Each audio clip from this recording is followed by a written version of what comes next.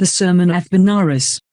गौतम बुद्ध एक उत्तर भारतीय शाही परिवार में एक राजकुमार के रूप में पैदा हुए थे और उनका नाम सिद्धार्थ गौतम रखा गया था। हिंदू पवित्र ग्रंथों का अध्ययन करने के लिए जब वह 12 साल का था तो उसे एक दूर स्थान पर भेजा गया था और 4 साल बाद लौटने पर उसने एक राजकुमारी से शादी कर ली। जल्द ही उन दोनों का एक बेटा हुआ और वे लगभग 10 वर्षों तक शाही जीवन जीते रहे, जब तक राजकुमार एक बीमार आदमी, एक वृद्ध व्यक्ति, एक अंतिम संस्कार जुलूस और भिक्षा की तलाश में एक भिक्षु से मुलाकात नहीं करते थे।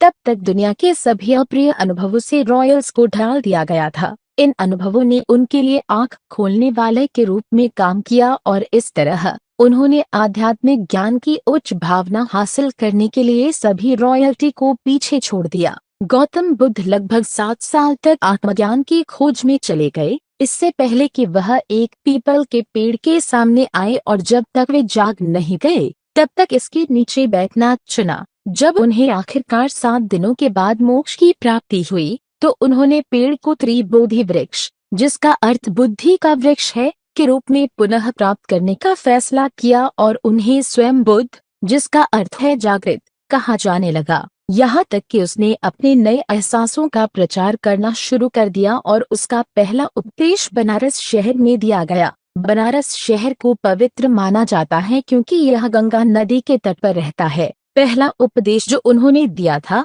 वह संरक्षित था और आज तक प्रसिद्ध है। यह नीचे भी दिया गया है। यह मनुष्य के आसन्न कष्टों को एक नया परिप्रेक्ष्य देता है। यह किस्सा गौतमी नामक एक महिला के बारे में बात करता है जिसका बेटा हाल ही में मर गया था। असहनीय दर्द और दुख के साथ वह अपने बेटे को एक आश्चर्य की दवा के लिए घर द्वार ले गई जो उसके बेटे को वापस ला सकती थी। स्पष्ट रूप से सभी ने सोचा कि महिला ने स्पष्ट रूप से सोचने की क्षमता खो दी थी। घर घर जाकर आखिरकार वह एक ऐसे व्यक्ति के रूप में सामने आई जो किसी भी दवा की पेशकश नहीं कर सकता था, लेकिन उसे सतमुनि बुद्ध के पास ले गया। आशा से भरकर महिला ने गौतम बुद्ध का दौरा किया और उनसे अपने बच्चे के इलाज के लिए भीख मांगी। जैसे आदमी ने कहा, गौतम बुद्ध के पास एक उपाय था। उन्होंने किस्सा गौतमी से एक मुट्ठी सरसों प्राप्त करने के लिए कहा। आशा के साथ बहाल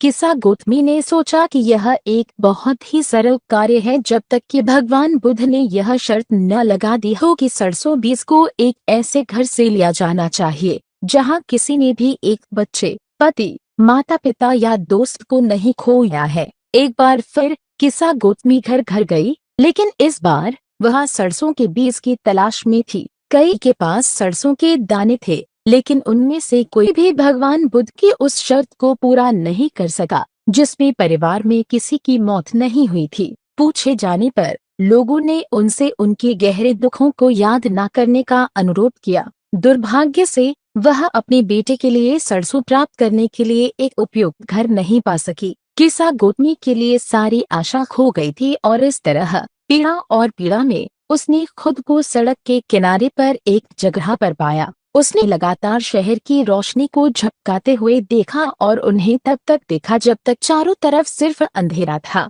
गहरे प्रतिबिंब के बाद उसने महसूस किया कि आदमी की किस्मत इन शहर की रोशनी की तरह थी जो बार बार टिमटिमाती और बुझती थी। जन्म और मृत्यु का चक्र प्रकृति के काम करने का टिमटिमाती और बुझती थी। जन्म और मृत्यु का चक्र प्रकृति के काम करने का तरीका है। अचानक वह सचेत हो गई कि उसके दुख में वह कितना स्वार्थी था और जो पैदा हुआ था उसे अनंत काल तक आराम करना चाहिए। पुरुष नश्वर है और जो अमर है वे सभी सांसारिक सुखों से मुक्त हैं। भगवान बुद्ध के अनुसार नश्वर लोगों का जीवन परेशान है क्योंकि उन्होंने इस तथ्य के साथ शांति नहीं बनाई है कि जो पैदा हुआ है उसे अनंत काल तक आराम करना चाहिए। ऐसा कोई तरीका नहीं है जिससे जीवित व्यक्ति मृत्यु का सामना करने से बच सके। जैसे पके फल के गिरने का खतरा अधिक होता है, वैसे ही एक वृद्ध नश्वर मरने के लिए बाध्य होता है। जैसे सभी मिट्टी के बर्तन किसी बिंदु पर टूटते हैं,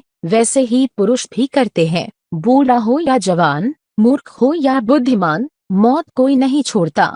मौत के काम का एकमात्र तरीका जीवित व्यक्ति से व्यक्ति को वापस लेना है, यानी व्यक्ति का अस्तित्व समाप्त हो जाता है। मौत पर किसी का नियंत्रण नहीं है। ना तो कोई पिता अपने बेटे को बचा सकता है और ना ही उसके रिश्तेदारों को। जिस तरह एक बैल को मारने के लिए कत्ल खाने में ले जाया जाता है, उसी तरह मौत भी नश्वर के साथ होती है, किसी को पीछे नहीं छोड़ती। इस प्रकार जो इस सत्य को जानता है और अपने नुकसान पर शौक नहीं करता है, वह वही है जिसे भगवान बुद्ध ने बुद्धिमान कहा है। भगवान बुद्ध के अनुसार किसी को शौक, रोना या दुखी नहीं होना चाहिए जो इसके लिए बाध्य है। यह मनुष्य को मन की शांति प्राप्त करने से दूर रखेगा। यह केवल पीड़ा और पीड़ा को कई गुना बढ़ा देगा, जिससे शारीरिक कमजोरी और अधिकता होगी। दुख के कोई भी राशि मृतकों को वापस नहीं लाएगी। यह समझना बहुत महत्वपूर्ण है कि व्यक्ति